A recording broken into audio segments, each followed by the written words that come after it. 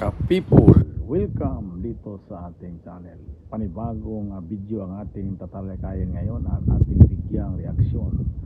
Siyempre, kung bago ka pa lang dito sa ating channel, huwag kalimutang mag-subscribe at pinutin na rin ang notification bell at i-share ang ating video para marami tayong makapanood. Bago po natin ang lahat, siyempre, intro muna tayo.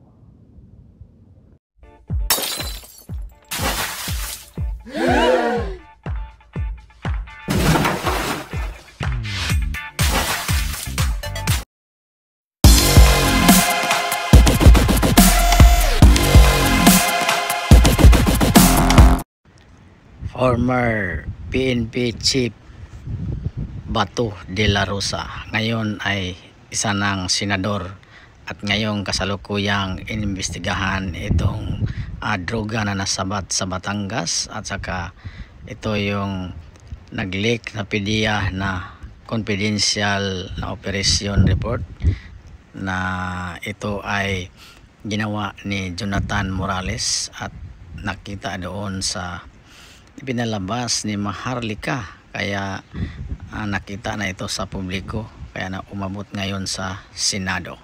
Sa pagkakataong ito, galit na galit si Bato. Parang naglagablab o na umaapoy ang kanyang ulo dahil ito ay binabas ni Maharlika.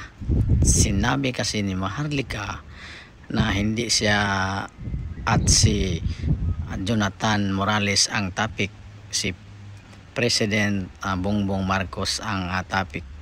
Kaya parang inutusan itong si Bato o Senador Bato kasi ito ang chairman ngayon at nag-iisang nag-imbestiga diyan ngayon sa kaso na yan, at parang binabas ni Maharlika at parang inutusan na i-prosecute itong akusado na si PBBM. Kaya galit na galit itong si Bato. Ipatawag itong si Maharlika sa susunod na pagdidinig sa kasong ito. Tingnan mo, parang lumalabas yung luha ng galit ni Bato. Parang kumakain na ito ng tao.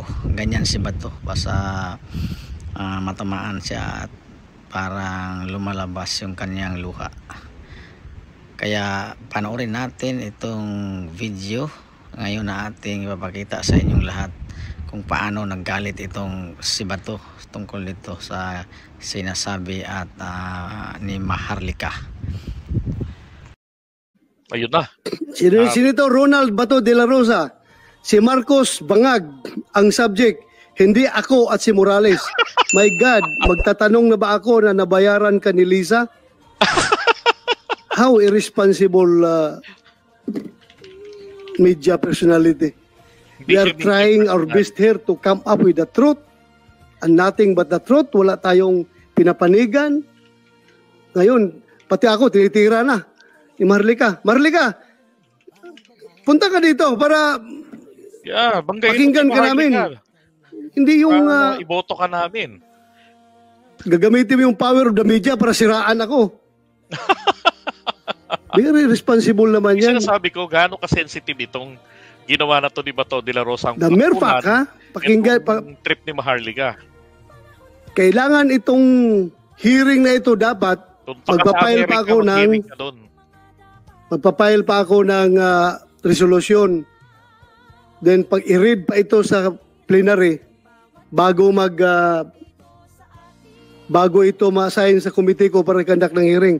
But hindi ko ginawa yan. Ginamit ko yung aking oversight function para mabilis. Kasi ang ingay na nila natutulog daw ako, wala akong ginagawa.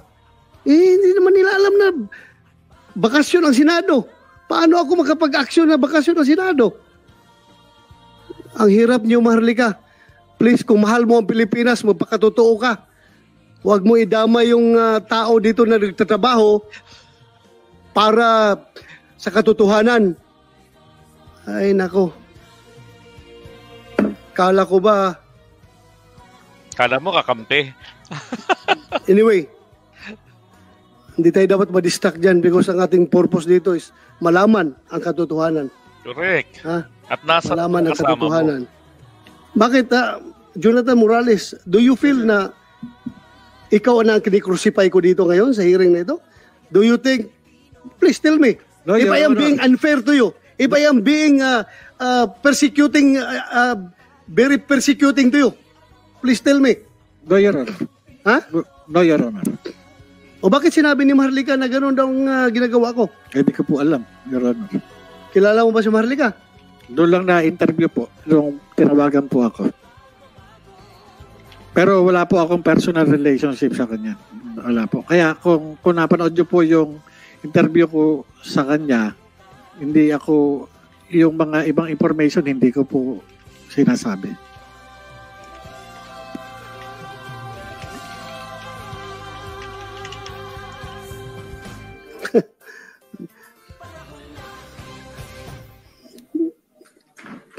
Maharlika, tingnan mo.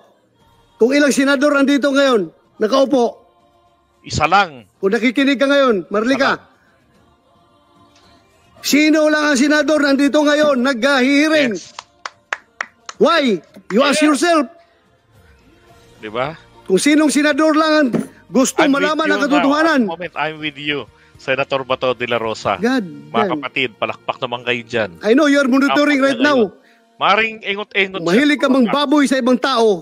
Huwag mo kong Yun! samang babuyin dahil hindi ako tatahimik dyan sa ginagawa mo. Nababayaran ako ni Lisa Marcos. How dare you? How dare you? Do you think may presyo yung mukha ko?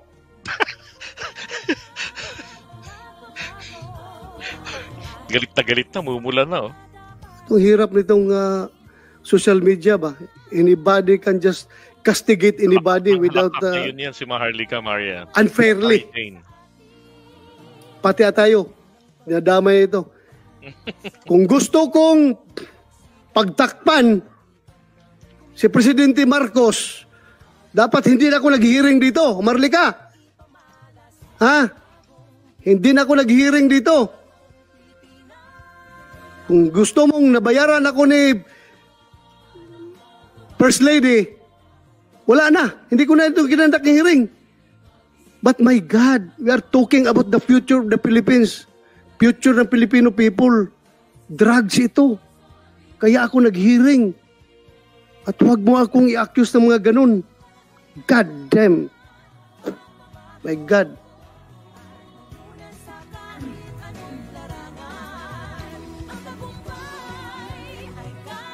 Anyway, I don't care about your impression.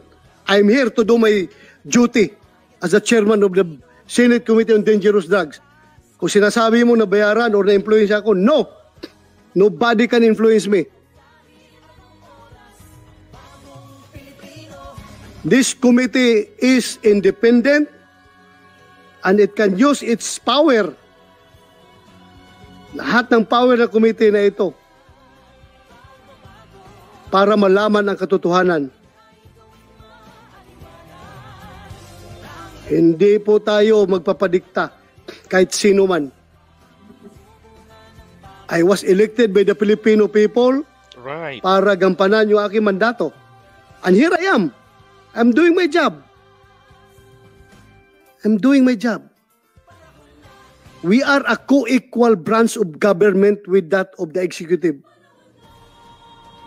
Baka sabihin mo, under the baton, under the dictates of Malacanang ako. Never. No, my dear. Hindi po kami kaya diktahan ng Malacanang because we are co-equal branch of government. Siya lang Hindi ngayon po ang na kami tapat, kayo si kayang Maharlika. diktahan. Kaya huwag mo akong sabihan na Kaya wala yung iba eh. Huwag yung binayaran ni Lisa Marcos. Baka umiyak eh. God sakes.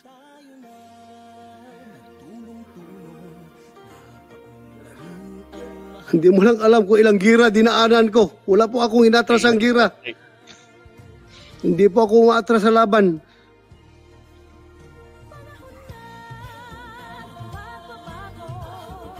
Ito, simple dalawang dokumento, atrasan ko ito.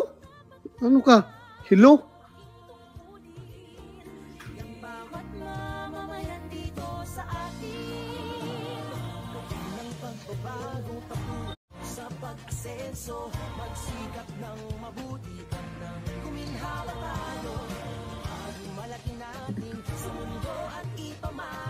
Sorry. Nagpalabas ako ng sama ng loob. Sorry kung apektado kayo. I'm doing the best of within the best of my ability na magampanan ko yung papel ko dito. Na walang kinikilingan, na walang pinapaboran. Hindi po ako pwedeng diktahan kahit sino man. Kung may makapagdikta man sa akin, ang asawa ko lang siguro. Kasi under desaya ako. Pero yung ibang tao dyan, never ako magpadikta. It's very unfair. Kinabukasan ng Pilipinas sa pinag-usapan natin dito, Kaya, dapat walang personalan.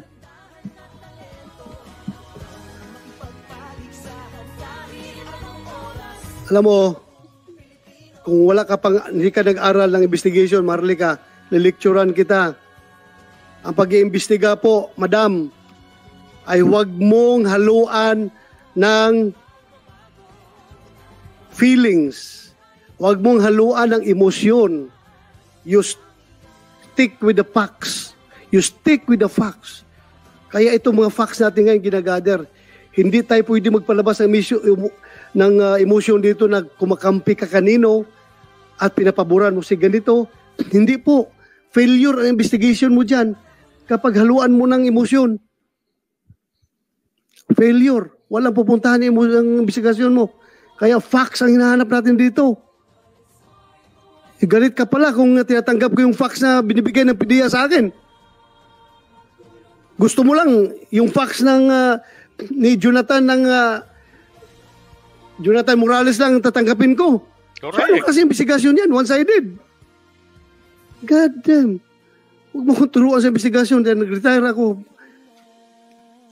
Baka hindi mo alam na top notcher ako sa Maharlika pa more. FBI National Academy. Pagdating sa investigasyon,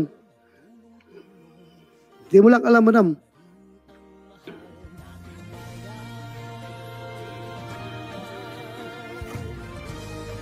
Sige, we will set another hearing. Kumsek, kailan natin? Ha? 7. May 7. Ha? Tuesday. We will invite Maharlika. Sabihin mo, physical presence niya. Kailangan dito. At saka yung iba. Sino pa yung imbitahan natin? Dating Executive Secretary Paquito Ochoa. Paquito Ochoa. Dave Dating Executive Secretary. Dave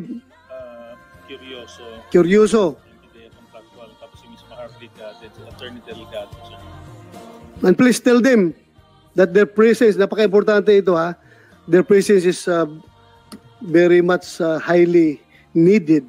At kung kinakailangan, I will issue subpoena for them to comply with that order. At kung hindi, we will issue warrant of arrest against them kung ayaw na pumunta dito.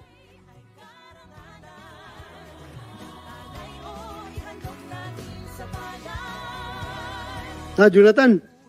Yes, Your Honor. Am I being unfair to you in handling this investigation? Please tell me. Your Honor, wala po akong kinalaman doon sa anumang pahayag ni nung vlogger na si Maharlika patungkol po sa inyo. Ako po ay nandito, sumasagot po ako sa mga katanungan at ako ay ginagalang at irerespeto ko po yung inyong kapulungan at yung inyong Thank you.